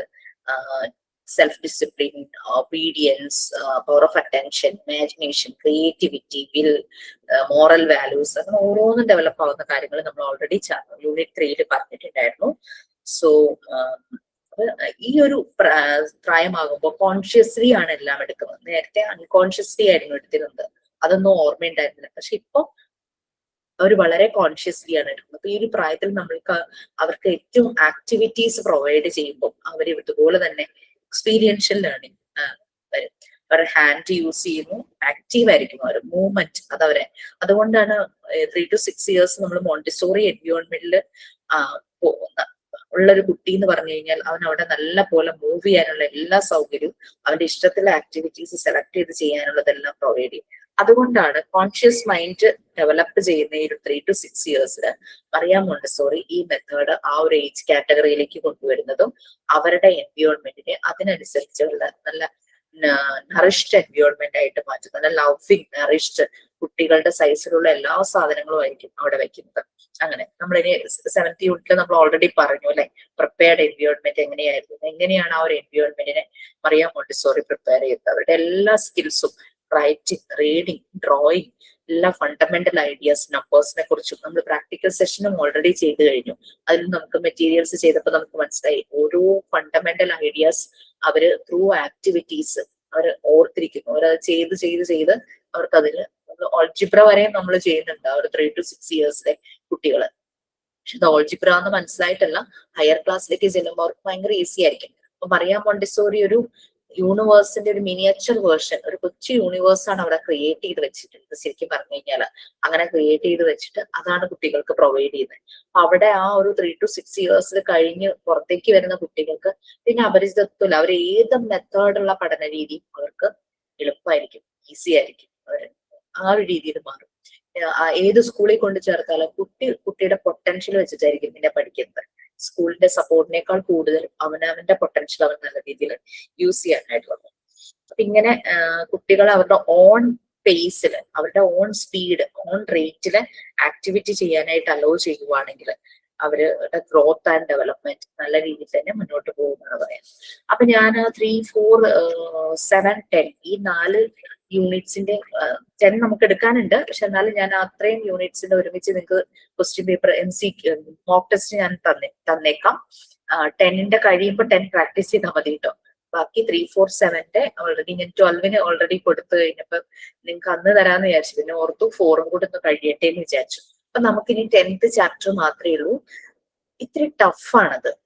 ബട്ട് എന്നുവെച്ചാൽ കണ്ടന്റ് റീഡ് ചെയ്താൽ ടഫാണ്, കാര്യം മനസ്സിലാക്കി ഇറ്റ്സ് വെരി ഈസി. അത്രയേ ഉള്ളൂ. മോണ്ടിസോറി ടേംസ് 2-3 ക്ലാസ് കൊണ്ട് അത് കഴിയും. അപ്പൊ എനിക്ക് തോന്നുന്നു ഓൾമോസ്റ്റ് എന്റെ ചാപ്റ്റേഴ്സ് ഫിനിഷ് ആയി.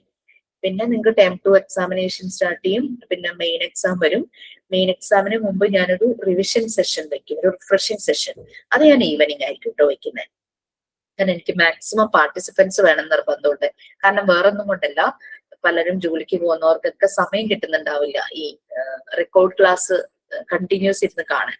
അപ്പൊ അവരെ സംബന്ധിച്ച് ആ റിഫ്രഷിംഗ് ക്ലാസ് അവരൊന്ന് അറ്റൻഡ് ചെയ്താൽ വളരെ ഹെൽപ്ഫുൾ ആയിരിക്കും. അപ്പൊ അതൊന്ന് ജസ്റ്റ് ക്ലാസ്സിൽ പറയാം. റിഫ്രഷിംഗ് ക്ലാസ്സിന്റെ സമയം ഞാൻ പറയാം. പിന്നെ PG ക്ലാസ്സിൽ PG ഉള്ളവരെ നമുക്ക് മീറ്റ് ചെയ്യാം.